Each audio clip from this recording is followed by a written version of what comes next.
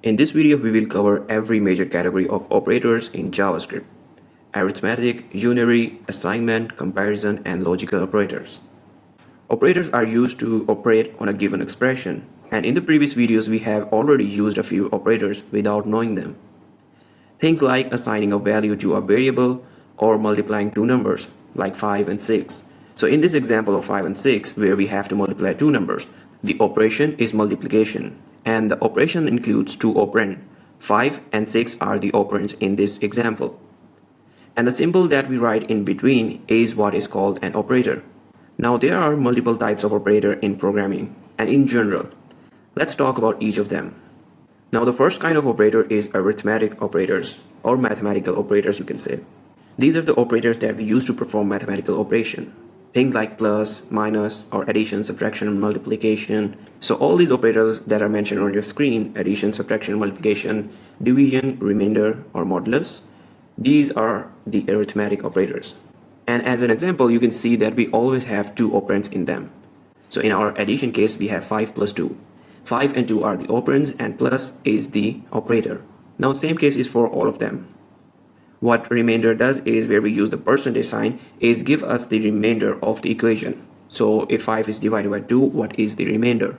And then we also have the exponent operator, where the example is 5 star star 2, which basically means 5 into 5. So if I had 5 star star 3, that would mean 5 multiplied by 5 multiplied by 5. So these are the arithmetic operators. And this remainder operator, most of the beginner forgets about this. It doesn't divide, it just tells you what's left over after dividing. So just remember that. Next up, we have unary operators. As the name suggests, unary, it works with just one operand or one value. In case of our arithmetic operators, we were using two operands. Now there are two kinds of unary operators, increment and decrement. And they are self-defining as well, right?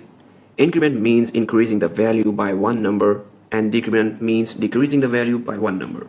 And this operation can only be performed on number, otherwise you will get a not a number error. However, there are two subcategories in unary operators, and those are post-increment or decrement and pre-increment or decrement. So what do they mean?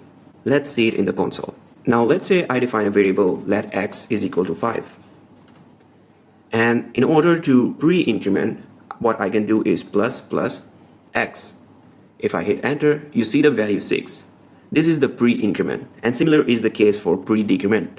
And then we have the post-increment and post-decrement, and for that the syntax is x minus minus or x plus plus.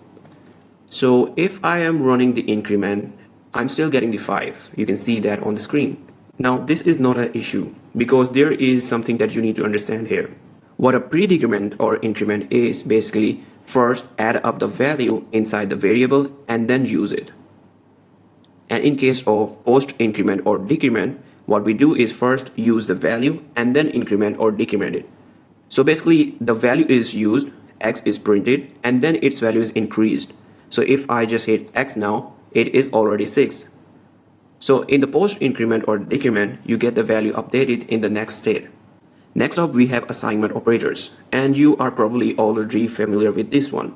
And the most common one is the assignment, where we assign a value to a variable. That is the assignment operator.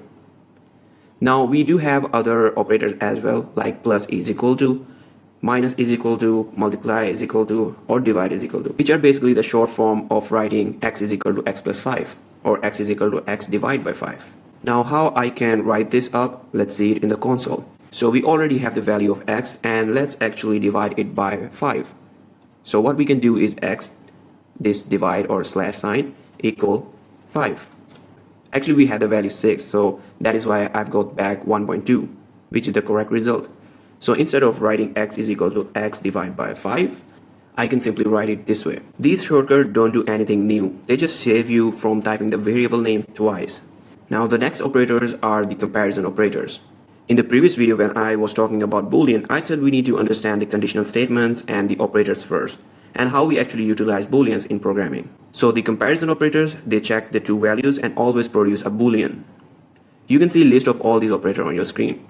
Like in our previous example on the console, we assign x is equal to 5. We can check if x is greater than 5 or less than equal to 5. So these are the comparison operators.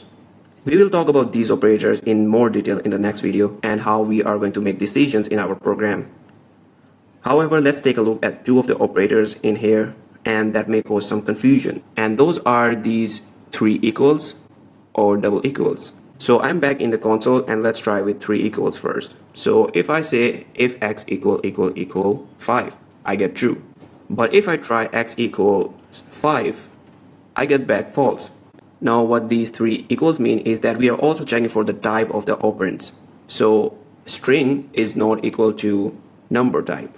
If I go type of x, I get back number.